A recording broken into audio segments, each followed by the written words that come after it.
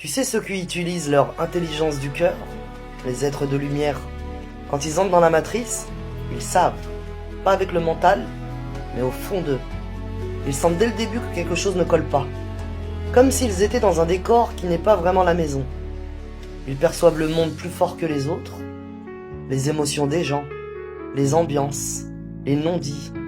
Ils entrent dans une pièce et ils savent si ça va ou pas. Pas besoin de mots.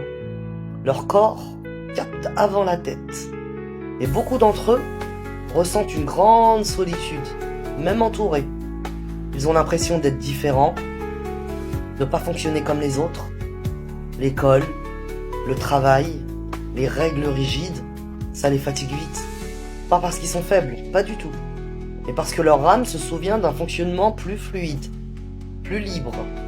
Et dans la matrice, ils vivent souvent des blocages répétitifs, des ralentissements, des retards, comme si quelque chose les empêchait d'avancer tout droit. Mais en réalité, c'est souvent parce qu'ils ne sont pas là pour suivre le système, mais pour le questionner, le fissurer de l'intérieur. Ils perçoivent aussi le temps différemment. Pour eux, le futur, le passé et le présent se mélangent parfois.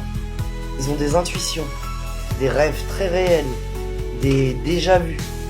Ils sentent que le temps n'est pas linéaire, même si on leur dit le contraire. Et la matrice, elle essaie souvent de les endormir. Fatigue chronique, brouillard mental, hypersensibilité, sentiment de pas être à sa place, tout ça c'est pas une erreur. C'est la conséquence d'une âme qui vibre plus haut dans un monde dense.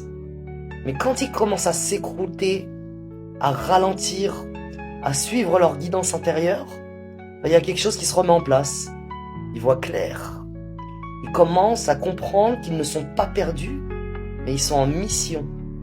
Ils sont là pour rappeler, juste par leur présence, qu'il existe autre chose, plus vaste, plus doux, plus vrai. Et souvent, ils n'ont rien à prouver.